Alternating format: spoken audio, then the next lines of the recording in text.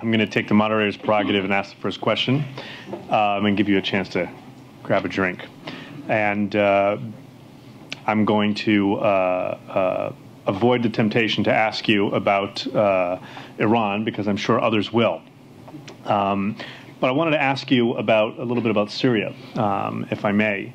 It seems to me that if you contrast what you're able to do with Syria and the jurisdiction that is Syria to that which is Iran, you have a very different opportunity. In Syria, it seems to me, and I'd be eager to hear if you agree or not, you have a situation where some of these targeted financial measures may in fact be able to achieve your ultimate goal, and do so actually in a fairly small period of time. It seems to me that, and from what I've seen, that the regime may not be able to afford, the regime, not the mafia ruling family, may not be able to afford continuing along this line much longer if, in fact, the financial constraints remain and get tighter.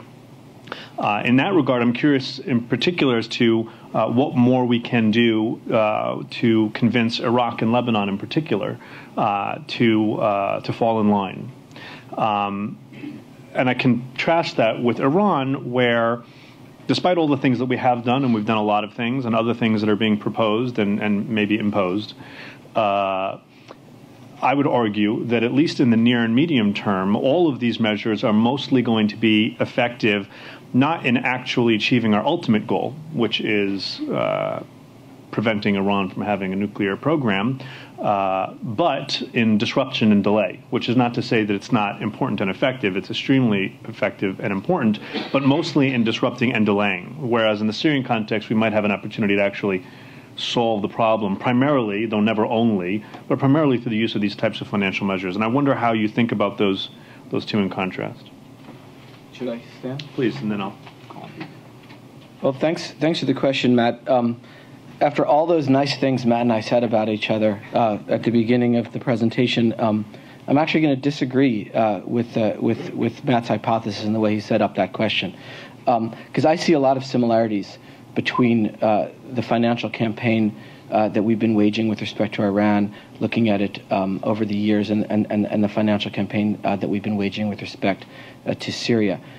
In both cases, when we started our efforts, you're dealing with countries that were largely integrated into the international financial system. In both cases, the U.S. had, in the case of Iran, very broad sanctions against them, but really stood alone in the world as the only country who did. In the case of Syria, we had more targeted measures, but also relatively broad measures. But again, we're one of the few countries in the world that did. So we were facing an adversary that was largely integrated in the international financial system, and so our challenge in both instances was to devise a strategy where we would be able to take targeted action that would have systemic resonance, and in which we would be able to create a dynamic in the international financial system that tended to isolate. In one case, Iran; in the other case, Syria. And we had to do it in such a way that would allow us to bring our friends and allies along, and then allow us to encourage governments to act. In the case of Iran, this strategy really started, as I said in my remarks, in 2006, as we started to take targeted action against a variety of Iranian banks. At that point in time, there was probably no bank in the world outside of the United States where the banks had to follow U.S. law, but there was probably no foreign bank in the world that was voluntarily not doing business with Iran. There were some that just happened to not be doing business with Iran, but there was probably very few banks, if any banks, that were voluntarily not doing business with Iran. Over the course of the years, from 2006 up to today, our strategy of creating this dynamic in the international financial system, of applying an increasingly with increasing escalatory effect, a set of financial measures against the Iranian regime and the Iranian financial regime, and then working with our European allies, working through the UN, working through regional groups like the EU, we've been able to completely reverse the situation as we found it in 2006 to where you have today.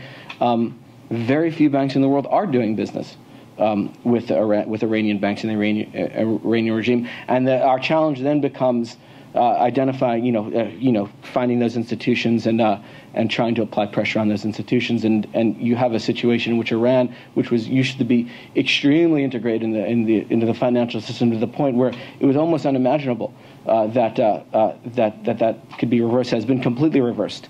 And as a result, Iran has it has significantly contributed to the very severe economic troubles that Iran faces today. Now, with respect to Syria, this has happened a lot quicker. It's captured the international community's attention in a much more intense and much more discreet way over recent years. Over recent months. And so you had a Syrian financial system. We had implemented sanctions against a variety of Syrian banks, against a variety of Syrian entities.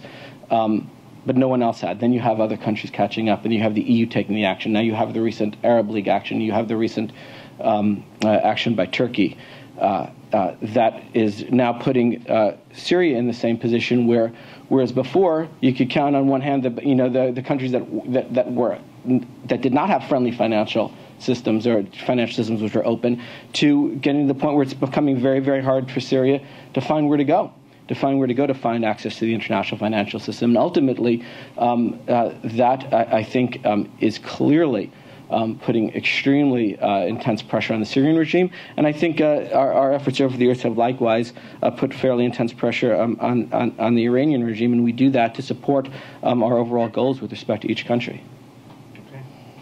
Trudy, you just pull a long neck mic over and push the button.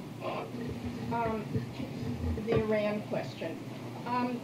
Could you talk to the difference between what Britain just did and what we're doing, and also what happened yesterday in the Senate? How is that going to affect your strategy? Yeah, sure. So for many years now, the United States has almost completely cut Iran off from the international financial system, including the Central Bank of Iran. No U.S. financial institutions are permitted to have, with very, very limited exceptions for humanitarian assistance, no U.S. financial institutions are allowed to have any financial relationship with any Iranian bank, including the Central Bank of Iran. And that's been the case in the United States for years. The action that the UK took last week creates that situation in the UK. So now the situation in the UK is the same as it's been in the United States for many years now. The Iranian financial institutions, including the Central Bank of Iran, are completely cut off from the UK financial system, and likewise, Canada took a similar set of actions.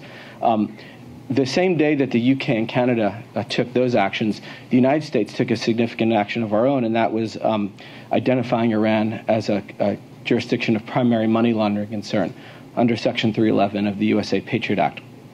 And what that does is a number of things. As a technical matter, what it does is sort of once again cuts Iran off from the U.S. financial system. They already had been largely cut off. But it creates additional requirements on our financial institutions to take steps to ensure that they're not being indirectly accessed by Iranian financial institutions. More importantly, what it gave us the opportunity to do is lay the complete case against Iran out in public in one place. When we issued the finding identifying Iran as a primary money laundering concern, we were able to go into a very, very detailed public discussion of their support, their engaging in terrorist financing, engaging in WMD proliferation finance, sanctions evasion, illicit financial conduct of all kinds, including by the Central Bank of Iran. And we were able to lay that out, I think, in one comprehensive case, and I think that that's going to be important in a number of regards. I think it's going to create, as 311 actions have in the past, intense chilling effect in the international financial system from any banks anywhere in the world doing business with Iran and with the Central Bank of Iran. If you listen to Secretary Geithner's remarks when he announced the 311 action last week, he specifically said that any financial transaction with Iran is fraught with risk. That might not be a direct quote, but it's pretty close. Anyway, it's what I'm saying. It's fraught with risk, and I think that's pretty powerful coming from the Secretary of the Treasury to say something like that about an entire jurisdiction. so it's going to. I think it will add to this chilling effect. Will add to that dynamic that I was talking about before, of continuing to make it harder and harder for Iran to isolate. It will add to the isolation, make it harder for them to gain access, and at the same time, gives us then the platform, this sort of that we've taken this action and have this case presented as we have to. Have very intense discussions with our international partners in Europe and Asia and the Middle East, elsewhere, to ensure that Iran is as cut off as we possibly can make it from the financial sector. I don't know what you were asking with respect to the second part of your question. I'm well aware of what happened in the Senate yesterday. That caught your attention? Yeah. Been pursuing a multilateral approach. Thank you. Well, I think you know sort of what I'm trying to ask. I mean, since the administration was unhappy with this vote, and since it was presented as contradicting the step-by-step effort to get allies together on the same track, and is this going to interfere with that effort to get more and more people on board in isolating Iran? Will it backfire? I think Secretary Geithner was clear in the letter he wrote that it's our view that this doesn't help our ability to build and maintain an international coalition. That said, we continue. We continue to work at it. We certainly share the goals and desires of the Senate, and I'm sure of the House of Representatives and of all Americans. We want to put as much pressure on Iran as possible. We want to do it in the right way, and we want to do it in a way that is going to be as damaging to Iran as possible. And that is at the center of the discussion that we've been having with our partners on Capitol Hill about the right way of doing that. It's not a question of a gradual effort to build an international coalition. The international coalition is there. This is about constructing the tools in a way that's going to maximize their impact. And what we want to do is be armed with a set of tools that are going to maximize our effectiveness and maximize our ability to do as much financial damage as we can possibly do to Iran. And that's where we're coming from, and that's what we want to continue to work with the Hill to make sure that we have those tools. Indira. Thanks for doing this. Sure. As we know, part of the reason that there's concern about the Senate measure fracturing the international coalition is because significant U.S. partners and allies are major buyers of Iranian oil. So from China and Japan, South Korea, India, and a lot of important EU countries as well. Obviously, that was the concern that was expressed yesterday by the administration, and whether oil prices would go soaring and it would spook markets. So my question is, given that there's also a similar measure by Berman on the House side, how is the administration actually going to deal with this once some measure goes through, and avoid fracturing, annoying our partners and allies and fracturing that coalition? And and also, was it in part that the administration wanted to hold back the central bank and sort of still have that on the table as a sort of Damocles sword to hold over, and why throw everything out now at once when the Brits have just done this last week, after all?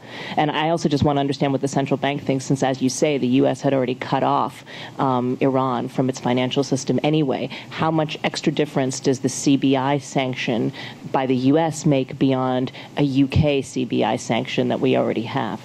No, thanks a lot for that question, because it does give me a chance to clear up a couple of what I think are misconceptions. First of all, the U.S. already has sanctions against the Central Bank of Iran. It is a crime. It is a crime for any U.S. bank or any U.S. entity to transact business with the Central Bank of Iran. The Central Bank of Iran is completely cut off from the U.S. financial system. This has been the case for many years now.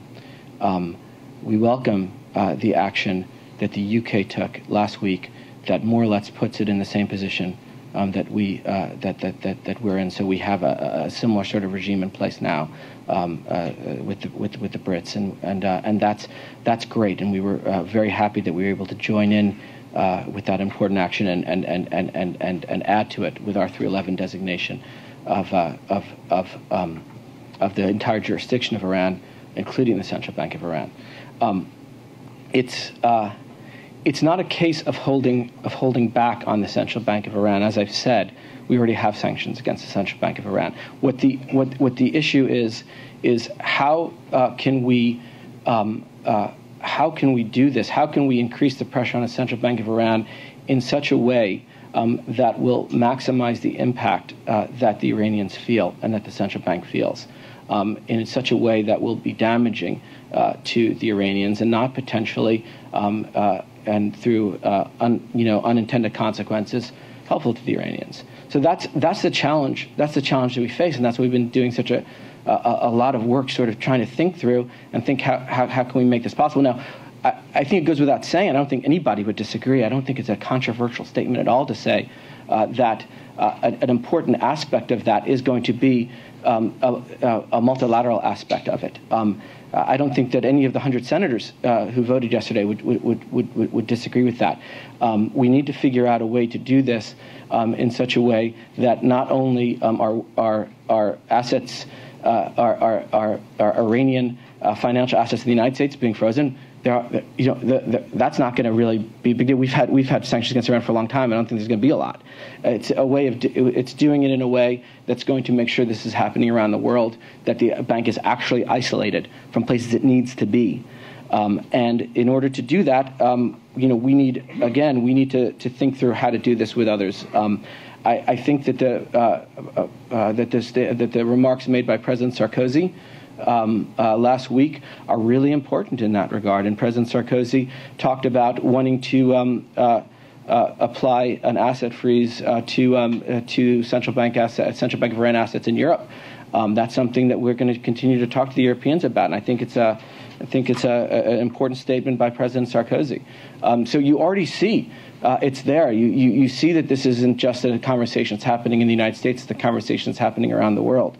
And again, this doesn't reflect any lack of appetite or desire to apply real impactful sanctions on Iran and on the Central Bank of Iran. It's simply a matter of saying we need to think this through and we need to design it in such a way that's going to ensure that they're as effective as they can be.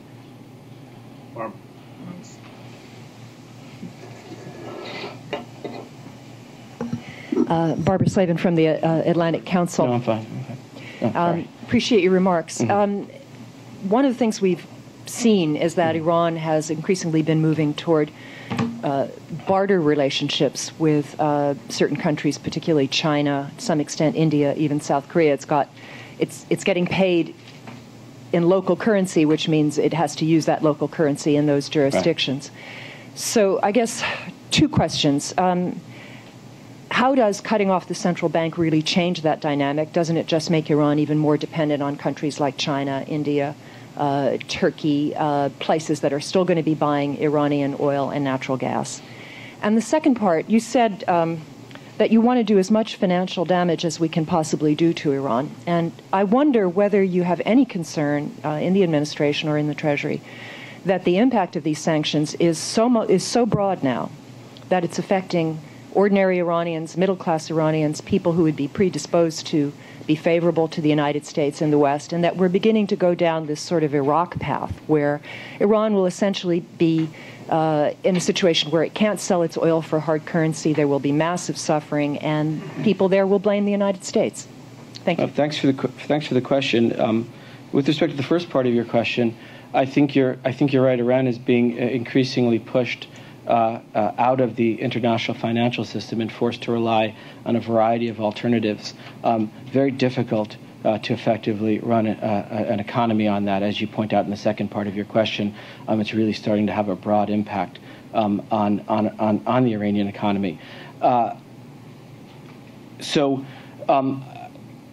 It's very and as you point out in your question, it's very, very difficult for Iran to manage its economy based on a variety of barter relationships with a variety of partners and a variety of countries that require a certain balance of payment. It's not something that just could simply easily replace being able to conduct foreign exchange and being able to conduct financial, uninterrupted, unimpeded financial relationships through the modern formal financial system. So that's something that Iran has been doing to try to evade and avoid the impact of sanctions. It's not going to be something that's going to be successful for them on a broad basis and on a broad scale. And I think that you just have to frankly look at the difficulty that Iran had in receiving its oil payments from India over this past summer to see that there really aren't a lot of great alternatives to the formal financial system when it comes to operating a modern and effective economy. And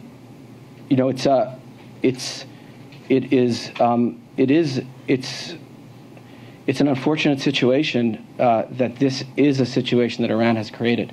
The United States hasn't created the situation. The United States has pursued and is currently and continues to pursue a two-track approach.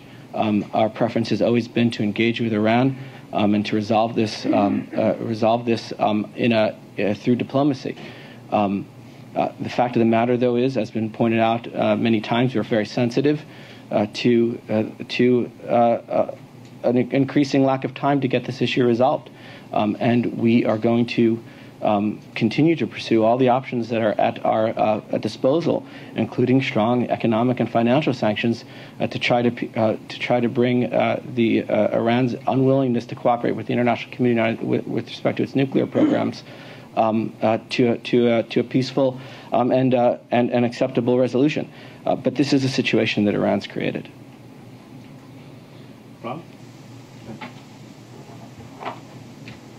Sorry. I think Matt's pointing at you back there. I'm sorry. My mistake. My mistake. We're going to get to everybody. Matt told me that I was just supposed to let him do it, and I'm not following directions. First, thanks very much. I appreciate all the work that your office does. It's very important. I'd like to ask you about Syria. Sure. You mentioned... I know my job. You mentioned that you were recently in Jordan and Lebanon. Yeah. I gather by implication you weren't in Iraq. Iraq, I would think, is the most serious country through which Syria can evade the financial constrictions it's under.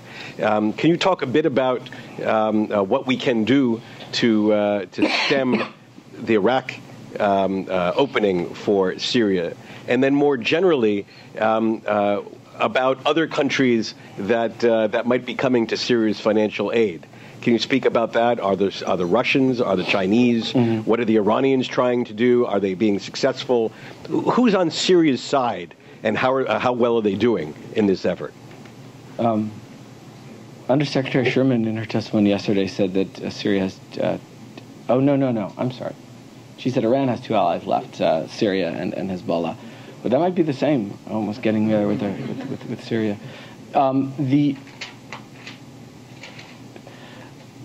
Look, with respect to Iraq, I think we're in a different situation right now with the Arab League decision. The Arab League, all the Arab League members are,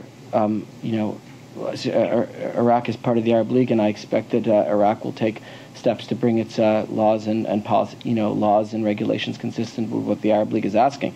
So I think that's. They abstained. I understand that they abstained, but they're still part of the Arab League, and this is now an Arab League decision. And our expectation is that this is a decision that's going to be carried out by all members of the Arab League.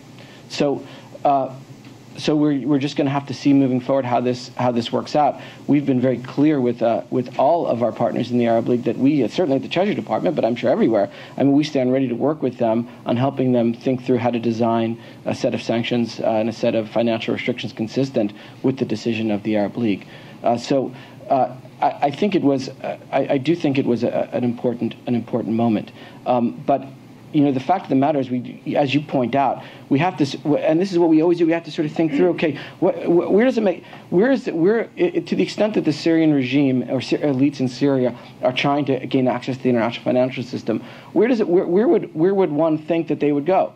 They would go to regional. One idea would be they would go to regional financial centers, right? Maybe Iraq, but Iraq's not a very attractive international financial center. The places that would leap to mind would be places like Jordan, places like Lebanon, places like Qatar. These are places that I visited. I visited all three of those places in the last 6 weeks or so. My boss David Cohen was in the UAE just last week. These are the places that you think they'd go, and these are the places that we go. And talk to them about the importance of making sure that their financial system is not tainted, and talk to their banks and make sure they understand how we at the U.S. Treasury Department would feel about banks that open themselves up for business with the Syrian regime. And I think the message was received. And I don't think that those are going to be financial systems that are going to be very friendly for Syrian assets. I visited Russia on the same trip that I was in. On the same trip that I went to Jordan and Lebanon, I was in Russia as well. I had to pack. The packing was challenging, but when we talk to our Russian counterparts, and I'm very, very good friends with my Russian counterparts. I think very, very highly of my Russian colleagues, and we talk to them about the reputational risk that the Russian financial system would be taking upon itself if the world were to perceive the Russian financial system as a financial system that would welcome the assets of the Syrian regime. So this is what it's all about. This is what it's about in terms of trying to design a financial strategy. It's one of the things I was trying to get across in my speech. How we do that, how we take our own measures, and then how we try to multilateralize those measures. And when we can't multilateralize those measures, how we then will talk bilaterally with countries, and then as a backdrop to all of that, try to create this dynamic of the international financial system where banks around the world understand that to the extent that they want to know what we at the U.S. Treasury Department think, we're very happy to tell them, and we're very happy to tell them that they have reputational risks and possibly other risks if they're perceived as giving these entities access to the U.S. for sure through their relationships with us. So that's how we approach it. That's certainly how we've approached Syria. I think Syria is running out of options. I think they're absolutely running out of financial options. I really the steps that the Arab League and that Turkey took, I think, are going to tremendously multiply what was already a very, very, very dire situation for them due to being cut off from the European financial system. Michael in the back, and then we'll come over here.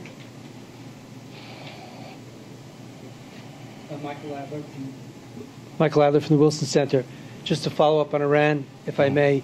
You talk a lot about growing effectiveness. I'm just wondering, the end game is to convince them to negotiate or to do something on their atomic program. How close, is that a reachable goal, or is that kind of an exponential point where you always approach the line but you never reach it? And given that China is so important, do you have to get China to sign on to these kind of measures against the central bank for it to be successful? And the flip side of that is how much is the price of oil and the possible disturbance to the world economic system and whatever economic recovery there is, how important a calculation is that in how you go forward and how much you want to tighten the vise?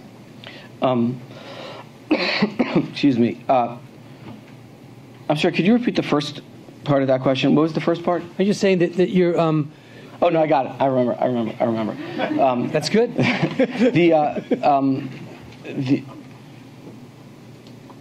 I'm sorry.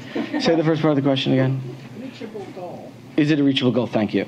No, I won't forget. Please, if I don't answer any part of your question, remind me about the part I missed. Thank you. It is fortunate. We all have our jobs. We all have our jobs to do. I'll leave it to others to speculate as to how likely we are to succeed in our overall goals and what the timing is. I'm certainly not the right person to respond to questions on that. Our job at the Treasury Department is to make the sanctions component of it as effective as possible. That's what our job is. That's where we come in, to make sure that we're doing everything that we can to support the overarching policy. And then I'll leave for others to comment on how close we are to success. But I can tell you that I think that we've been extremely successful in the part that we've been working on. And as I said before, Iran's access to the international financial system has dropped precipitously, and it's in no small way due to the measures that we and our allies and partners around the world have taken, and it is also in no small measure to a very tough set of UN Security Council resolutions, which China and Russia have voted for, and which China and Russia implement. So we're not in an us versus China scenario when we talk about Iran. We are all striving to achieve the same set of goals, and we are all striving to ensure that our financial sectors are not being abused to support Iranian illicit conduct. Does that mean that there's no discussion between U.S. and China on things that we think that China could do, steps that China can take? I've been party to those discussions many times. I've visited Beijing many times and talked to my Chinese counterpart in the Chinese central bank and the financial officials in China about steps that we think that China could be taking to protect its financial system from abuse by Iranian illicit activity, and we're going to continue those discussions. Just yesterday at the hearings that were referenced before, it was mentioned, Undersecretary Sherman mentioned that a U.S. team has been invited to go to China to talk about precisely these issues in the near future. So it's going to be a point of continuing dialogue between us and the Chinese. But I will tell you that Iran's access to the international financial system. I mean, Iran is a big country with a big economy, and its access to the international financial system is not dependent on a single country. This is about us making sure that entire regions are very difficult for Iran to access, and it's gotten much harder for Iran to access the financial sector in the Middle East. It's gotten much harder for Iran to access the financial center at all in Europe. And it's getting increasingly difficult given the very, very strong steps that countries like South Korea have taken, that Japan have taken, for China to access, for Iran to access the financial system in East Asia. And as your question implies, East Asia is a very important market for Japan, for Iran in lots of different ways. As far as your final question, with respect to oil and the price of oil, that's precisely why it's so important that when we design sanctions against Iran and design sanctions against the Central Bank of Iran, we do so in a way that doesn't indirectly potentially benefit Iran. That's what we're focused on, to do it in a way that ensures that at the end of the day, what we're doing is making life more difficult for Iran, and that's what we're trying to do.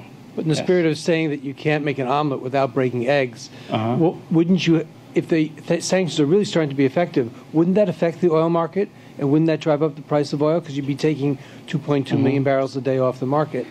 Look, I'm not an oil economist. Lots of things affect the price of oil in lots of different directions.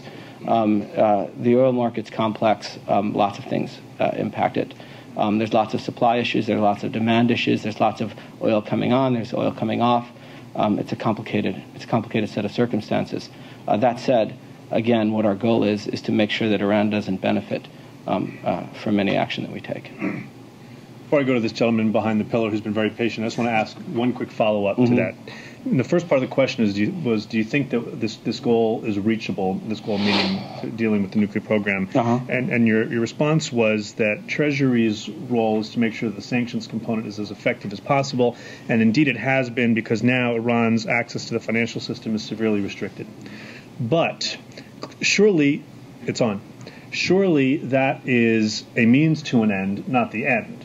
In other words, Treasury's success at restricting Iran's access to the financial system, while successful, surely is not the goal. So could you articulate for us, how does Treasury see the goal? And this gets to part of my other question. Does it see it solely as ending the nuclear program? Does it see it solely as disrupting Iran's ability to pursue that program in a timely manner? Or is it those things and other things also?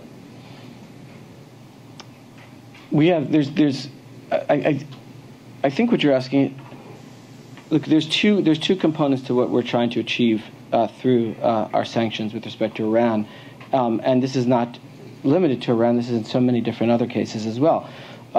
There's sort of an operational goal, and I think that's what you're referring to in terms of making it more difficult for them to actually move their, in this case, nuclear program forward, to target entities that are actively involved in that, to break up financial networks that are actively supporting that, to try to make it, to try to extend the timeline that Iran is operating, that Iran is operating under with respect to its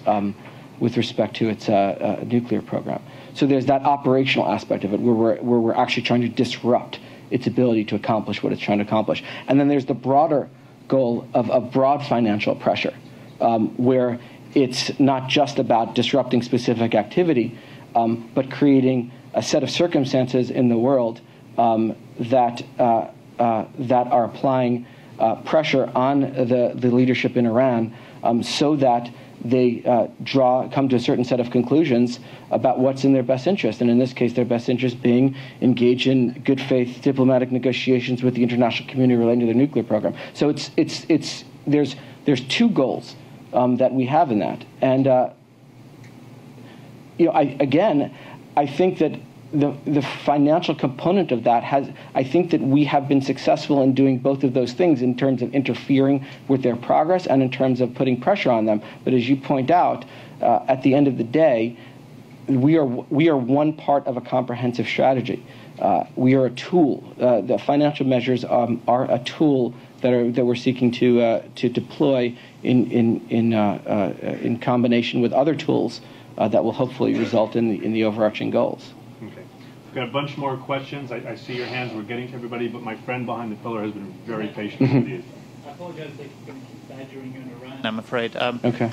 I wonder if you could just explain as a practical matter, what is the difference between what the Senate approved yesterday and what Secretary Geithner announced last week? Because as I understand it, this money laundering instrument it's a legal instrument for you to prevent other commercial banks around the world from dealing with Iran. Mm-hmm. So what then is the actual practical difference between that and what the Senate has language? I'm happy to answer that question. It's gonna require me to get a little bit sort of boring and technical for a second and use some legalese. But if you bear with me, hopefully by the time I'm done with my answer, you'll have a better understanding. And if I don't answer your question, please just let me know that I didn't answer it. So what Secretary Geithner announced last week was that the Treasury Department. Okay, so what we did last week was we designated Iran, we identified Iran under Section 311 of the USA Patriot Act as a jurisdiction of primary money laundering concern. So Section 311 of the USA Patriot Act allows the Secretary of the Treasury to identify a foreign financial institution or foreign jurisdiction as being of primary money laundering concern. That's a statutory term of art. What it means broadly, because it has a much broader meaning as a practical matter, what it means broadly is that the Secretary is identifying that foreign jurisdiction or foreign financial institution as representing some sort of that is engaged in a broad range, potentially broad range of illicit financial conduct, from money laundering to terrorist financing to WMD proliferation financing to other deceptive or illicit financial practices, and that designated financial institution or jurisdiction represents some sort of threat to the United States financial system. So once so designated, that gives us, the Treasury Department the authority to issue a regulation on U.S. financial institutions to take steps to protect themselves from the designated threat, up to and including requiring them to cut off all correspondent relationships with the designated threat and ensure that they are not being, that their relationships with any foreign financial institution is not being used to provide direct or indirect access to the U.S. financial system to the designated entity. That's a technical matter. That's what Section 311 does, and that's what we did with respect to Iran last week. Is we identified them as a primary money laundering concern, and then issued a notice of proposed rulemaking, because that's the way the regulatory process works, to U.S. financial institutions that, if made final, would require them to ensure that their correspondent relationships with foreign financial institutions are not being used to provide direct or indirect access to the United States financial system to Iran. That's what Section 311 does.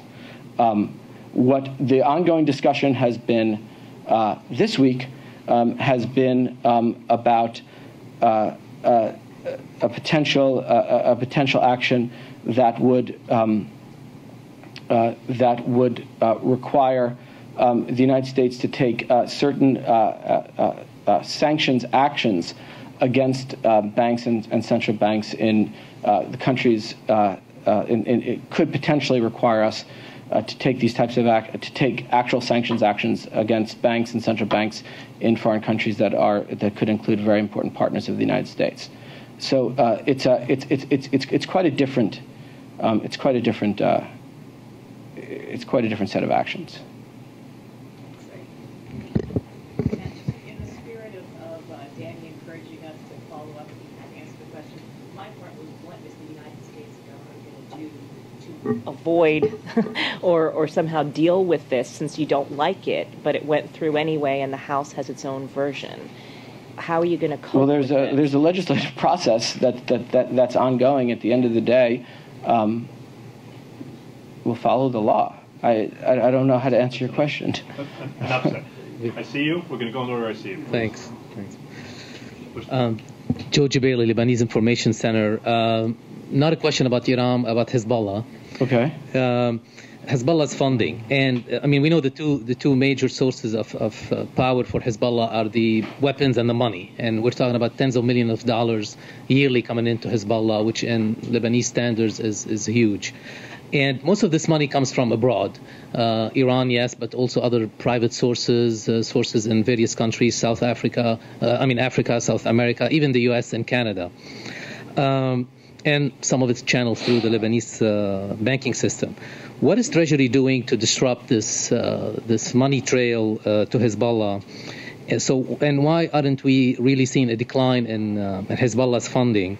Except for the Lebanese-Canadian bank case last year, which was mainly started as a money laundering case, Hezbollah hasn't suffered any disruption in its funding from abroad. Is it an intelligence problem, a diplomatic issue?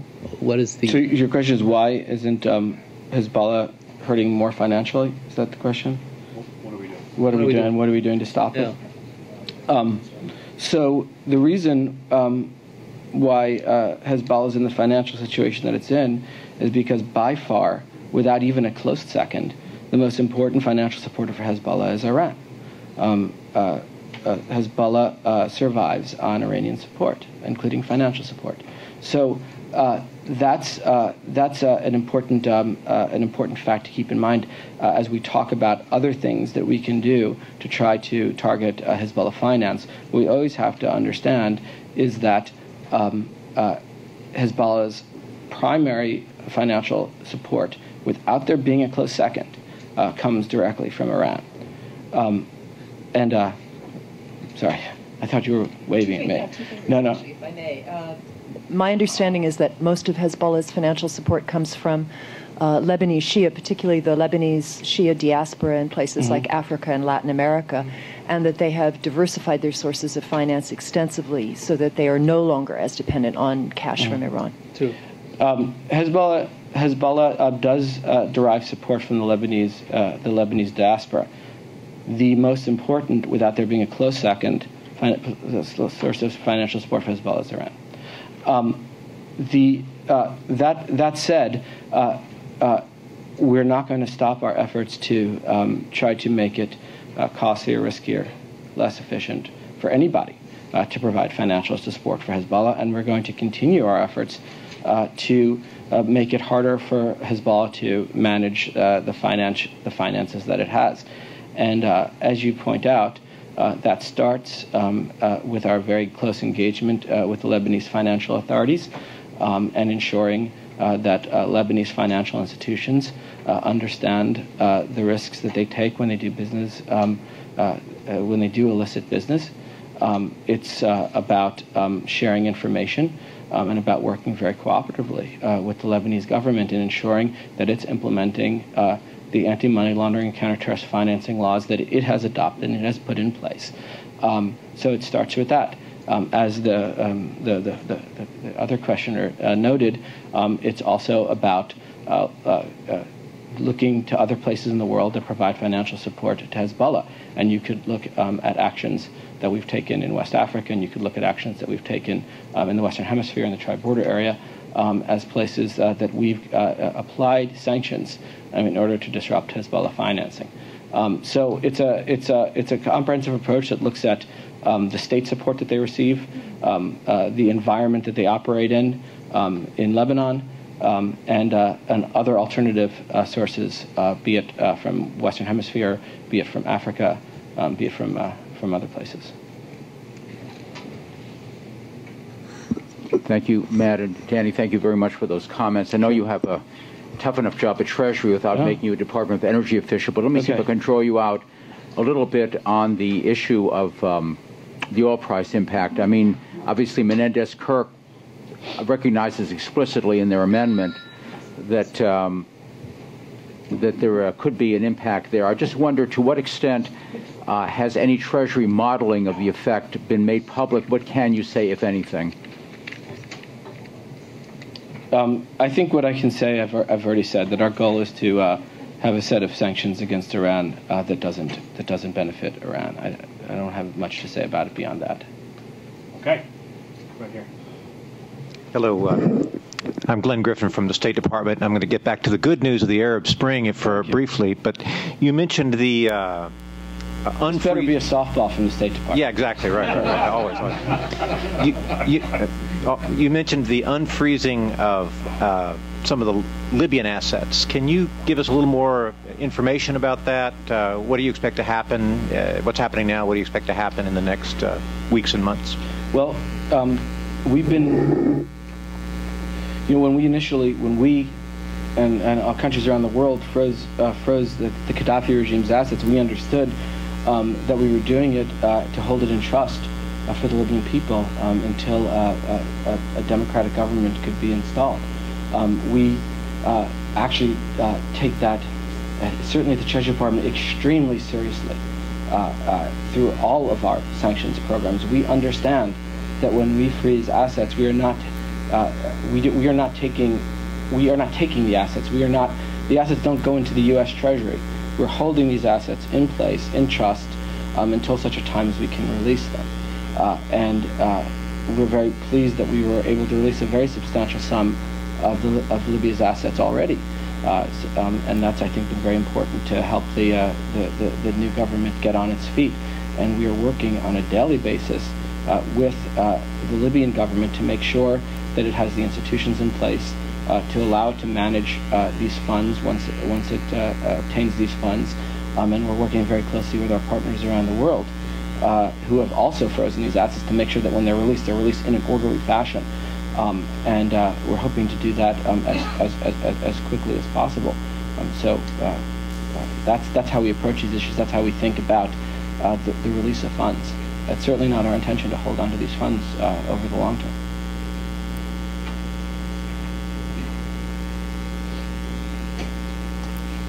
Obviously, 100 senators disagree with your proposals, so that's a separate factor. But are they saying that if anybody does business with Iran, they can't do business with us, as opposed to your statement that Iran accessing our banks is prohibited? In other words, if they just do business with Iran, they can't do business in the United States. Is that what the senators are asking? It's a complicated piece of legislation. I'm not gonna summarize the Kirk-Menendez bill for the benefit of the group. I encourage everybody to read it. Since I'm no longer in government, let me just add that one of the concerns, as I see it, and I'm not speaking for Daniel the Treasury, is that by formally designating the Central Bank of Iran, there would be an automaticity, and it could put the U.S. government in the situation of having to sanction foreign banks, potentially even foreign central banks, potentially even central banks of close allies, if they continue to do business with Iran, and that could be something that would have negative ramifications in a lot of different ways. So that's, I think, the answer to your question. Is there a mic nearby you can speak to?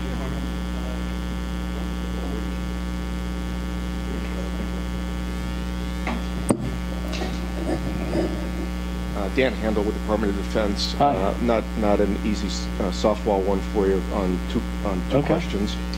First, in fairness, I was a Treasury lawyer for 8 years when the International Affairs Office did work that passed on to you when Frank Keating was still there. I was a Treasury lawyer for 5 years. After that. I'm sure some people here weren't even born then, but my first question has to do with fungibility of assets. It goes to Matt's point about going after a third party. I always thought, number one, that we were opposed to sort of a third party boycott. But leaving that aside, how would Treasury even know, in the case of the bill that of the regulations that you favor? Suppose you put out a regulation that says, if you either directly or indirectly deal with Iran so that we can't get it. Several secretaries of the Treasury took the line that Don Regan used to use all the time: money is fungible. If money is fungible and somebody is doing business with Iran, and then does business with the U.S., surely they're not stupid enough to use the same marked bills, and there are no marked bills. How would you ever know? That's question number one. Second question is, I don't know if this come up on your screen or not, but if you look at last Saturday's Washington Post, there's an intriguing article that I'm still trying to figure out why it was put out and who put it out, on Pakistan's fertilizers going into IEDs and a whole financial network backing that up. I'm just wondering whether you'll get this in an official way too, probably at some point, but may as well. Will Wexler, I understand, is a buddy of yours, so he knows about this. I guess my question is Treasury seized of this? Does Treasury do? I mean, I've always wondered why there's no executive order on IEDs when you've got one on WMDs and you've got one on terrorism. IEDs sort of falls in the gap. It's neither nor. Why isn't there one, number one? And the second part is, do you guys do anything at all on money trails coming out of supposedly friendly countries to do bad stuff to us? Okay. With respect to the first question, the Treasury Department's changed a lot since Don Regan was secretary. We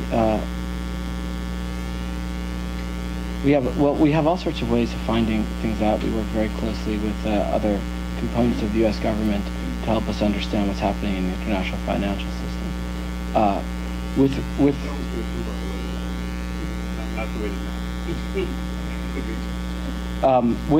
respect to fungibility of assets, fungibility of assets is irrelevant to the way our sanctions programs work. Irrelevant.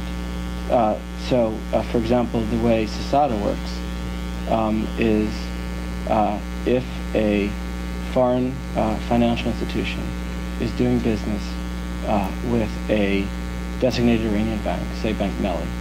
If a foreign financial institution is conducting significant financial transactions with Bank Melli of any kind, that foreign financial institution is placing its correspondent relationships with the United States at risk.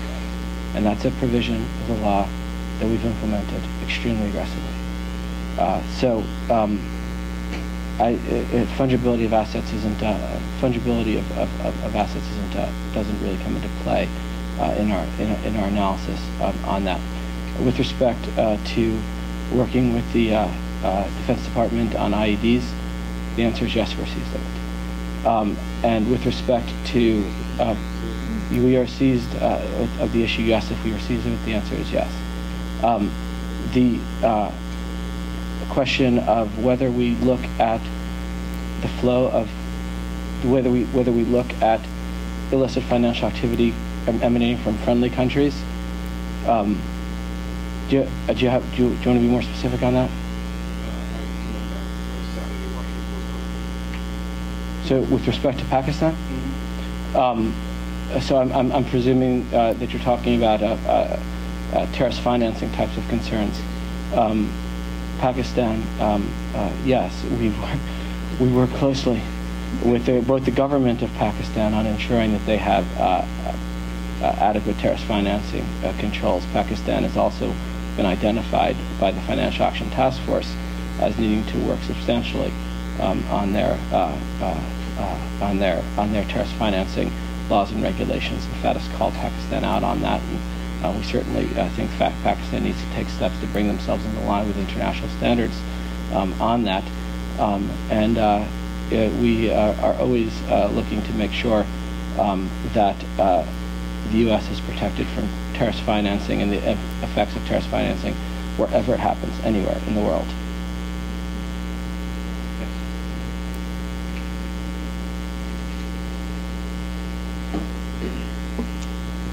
Andrew Atkinson at CSIS. So it's been very clear throughout your discussion and other sources that sanctions are pretty effective against the Iranian legitimate financial system. How about, or well, as some would say, legitimate. How about against its illegitimate finances? Drugs and opiates coming out of Afghanistan. Obviously, most of them go up through the Korangal Valley and into Russia, but a significant amount do come through Iran. And many have claimed, and there seems to be some indication, that those go to finance the Revolutionary Guard Corps and other aspects of the government, or at least are complicit in it. Is there anything that that Treasury is doing to counter that, in addition to DEA and DOD? I think what your question points out is how integrated the IRGC is in all aspects of the Iranian economy, both the above-the-ground economy and the below-the-ground economy. It is fully seeped into the fabric of the Iranian economy, and that's frankly why it's so important for countries around the world to take very, very strong action to cut the IRGC off from the international financial system and to apply sanctions to the IRGC. Just yesterday, I think, or today or yesterday, certainly this week, the European Union has come out with a whole new slate of sanctions against Iran that includes a whole new bunch of individuals and entities relating to the IRGC. So we're glad to see the EU taking those measures. I'll tell you one important action that could be taken with respect to the IRGC, and that is for countries to take a look at the designation that Treasury Department recently did on Tidewater, which is a port which manages Iranian ports, an Iranian company that manages Iranian ports and is owned and controlled by the IRGC. It's a very important player in the Iranian economy, and we would certainly encourage countries around the world to follow our lead and to take action against Tidewater. We have just about 5 minutes left and at least 3 questions, not counting those who want to ask another question. Though we'll get to your second questions, time permitting. But Dan, I'll ask you to lift up one of those pens. We're going to take 3 questions in a row now, so you can jot down the questions, and that'll give you an opportunity to answer all 3 of those kind of collectively.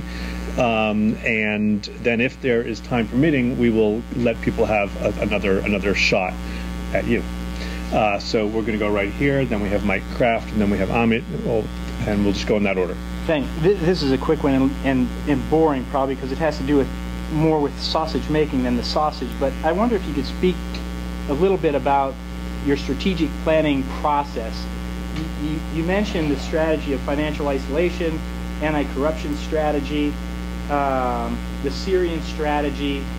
I'm just curious if you've got a formal process and how that process integrates with strategies in other departments. And of course, you've got the task of integrating with our international partners as well.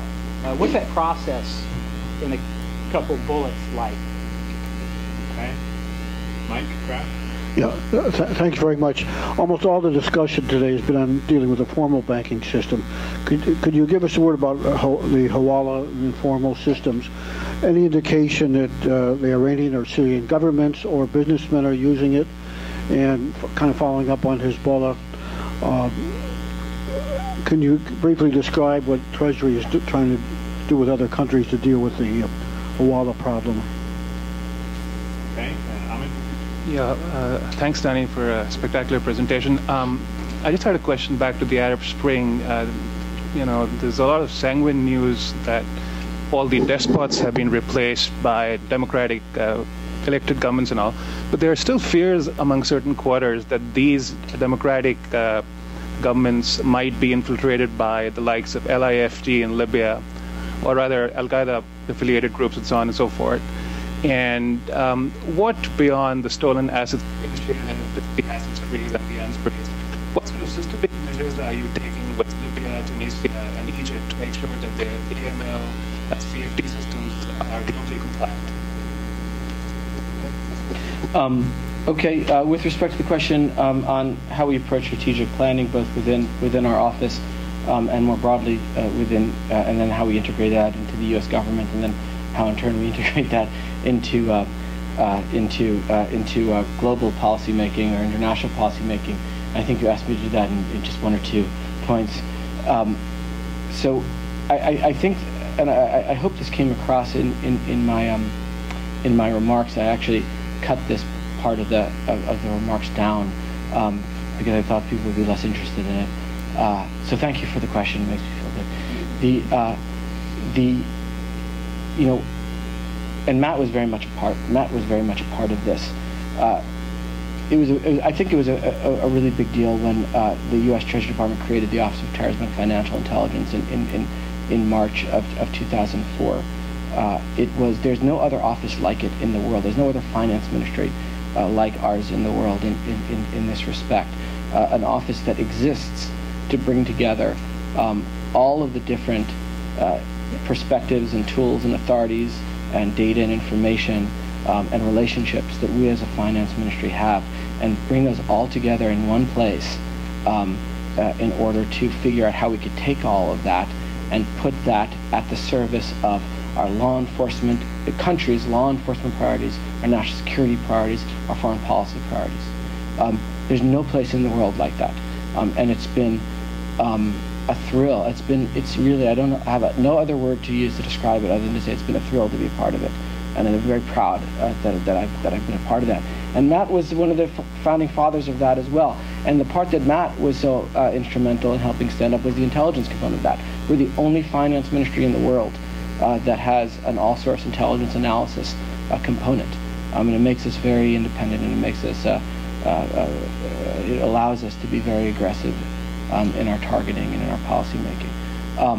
And so that's what we do. I mean, that's my job, that's our job, the leadership of TFI's job is to take all of that and devise strategies and implement strategies. Now, how do we integrate with the rest of the government? We integrate the rest of the government the same way that everybody else does. There's the National Security Council, and we're organized. We go to meetings at various different levels, from the lowest experts level, all the way up to very senior levels of government. And we sit around a table, and we collectively talk about how to bring a whole government approach to whatever the particular challenge that we're facing is.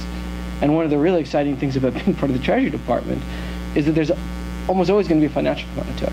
Sometimes it's going to be a really important part of it, like in the case of Iran. Sometimes it's going to be much more of a marginal component to it. But any comprehensive approach to a national security issue or an international security issue, I think it's been commonly recognized is going to have a financial component. And then globally, that's, I think, recognized around the world. If you look at the UN Security Council, virtually every single international security matter that's come before the UN Security Council, if you look at resolution after resolution after resolution, they all have financial components. Again, sometimes they're the centerpiece of the resolution, sometimes they're a much more minor part of the resolution. But I think the international community has come to understand that in any comprehensive approach to a problem, And what's a better example of that than the Arab League's decision that I was talking about in my speech? The idea 10 years ago, 5 years ago, 2 years ago, that the Arab League would respond to a crisis within one of its members by the imposition of a full slate of financial sanctions, I think is, I think it's very, very important from people's perspective as regional experts and looking at Syria. But from my perspective as well, looking at it as somebody who spends his time trying to use these tools to advance international security objectives, it's really exciting to see that sort of development. Okay, the Hawala question. I'm sorry. I couldn't figure out whether your question was related to Hawala generally or Hawala with respect to Iran in particular. Oh, okay. Matt's instructed me to choose one because we're running out of time. I could say this. Let me answer it generally, and I could maybe be a little bit specific. You're absolutely correct. This isn't our efforts, and I said this in my remarks. It can't just be targeted at the formal system. It has to be targeted at the financial system as a whole. And so it's very important, and we work very hard domestically here within this country, and then we work with our partners around the world to make sure that alternate remittance systems and Hawalas. Let's not give any magic to the term Hawala. Hawala is a particular term to refer to alternate remittance systems in a particular part of the world. But to make sure that alternate remittance systems, wherever they are adequately supervised and transparent. And as I said, as I tried to say in my remarks, the goal of that whole systemic approach, which is the foundation of all the other things that we do, is to create financial transparency, and we work to create that both in the formal sector and in the informal sector. And if I had a lot more time, I could sit here for 10 minutes and sort of run down what our strategy is as a department as we sort of think about alternate remittance systems and what we do to stop that. But I will say certainly that's also the case with respect to Iran. I mean, Iran has access to Hawalas the way other entities have access to Hawalas. But there's nothing wrong in theory with Hawalas. There's nothing wrong in theory with alternate remittance systems. The trick is to make sure that they're there's appropriate oversight and appropriate transparency with the way they operate. And then Ahmed's question was with respect to the Arab Spring and extremist groups using opportunities with respect to the Arab Spring, and I think you brought it back to questions about the anti-money laundering regimes of these countries. Well, these countries were all part of Mina Fatah. Before the Arab Spring, they remained part of Mina Fatah. To a greater or lesser extent, they all had anti-money laundering regimes in place, and the challenge is going to be to continue to work with them to make sure those anti-money laundering, counter-terrorist financing, legal and regulatory regimes are applied and implemented with all due intensity. But it is in fact the case that we in the Treasury Department and in the United States government will continue to pursue the financial trails and continue to target the financing of terrorist organizations such as the one you mentioned wherever we find them in the world. And that's our #1 priority, and we'll continue to do that.